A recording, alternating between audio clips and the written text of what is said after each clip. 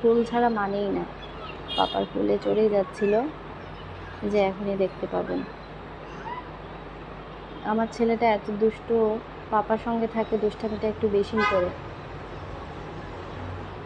আমরা তিনজনই যাচ্ছিলাম, আমি, আমার ছেলে, ওর পাপা। এই যে গেটটা, এই যে মেন গেটটা, এখানে ঢুকে আমরা মোবাইল সব কিছু জমা দিয়ে তারপরে আমরা ভেতরে গেলাম। এই যে আমরা ফেরার পথে ওই ব্রিজটাতে নামলাম, একটু ফটো তুললাম। ব্রিজটা ভীষণ সুন্দর হয়েছে। 2 বছর হয়েছে ব্রিজটা হয়েছে। অ্যাকচুয়ালি ব্রিজের কারণে ডিস্টেন্সটা অনেকটাই কমে গেছে, টাইমটা অনেকটা সেভ হয়েছে। তাই আমরা একদিনে দুয়ারকাটা পুরো আমাদের হয়ে গেছিলো। আমরা অ্যাকচুয়ালি আগের দিন, এই দিনই 9টার সময় গিয়ে পৌঁছালাম দুয়ারকাতে। তারপরে একটু ফ্রেশ হয়ে 10টার দিকে বেরিয়েছিলাম, আর সন্ধ্যা 5টার মধ্যে আমাদের সব দর্শন হয়ে গেছে এবং আমরা ওই দিনই ব্যাক করে নিই। আমরা এখানে কিছু ফটো টটো তুললাম, এত বাতাস বইছিল।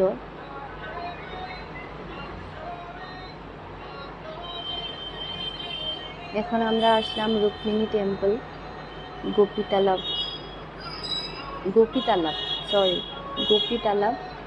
তো গোপীতালাব দেখে তারপরে এই যে আমার ছেলে দৌড়ে দৌড়ে যাচ্ছিল ওই দিক থেকে ওই দিক। এখানে খুব সুন্দর একটা গোপাল ছিল, সবাই এখানে ঝুলাচ্ছিল। তো আমি ভাবলাম আমিও একটু ঝুলাই। তো আমি রশিটা একটু ধরলাম, ছেলেকে বললাম একটু ধর, না ও যাবে না।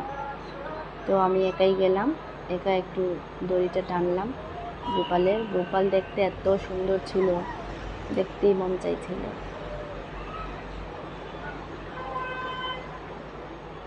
আমি দুয়ারকার জার্নিটা 3টা ভিডিওতেই দিব, পুরোটা জার্নি, একদিনের পুরো জার্নিটা।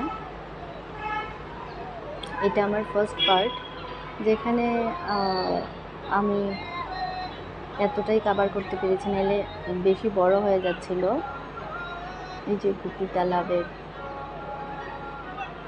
পুকুরটা, আমি ফার্স্ট টাইম এরকম ভয়েস ওভার করছি। জানি না আমার ভয়েসটা কেমন আসছে, ভালো লাগবে কিনা।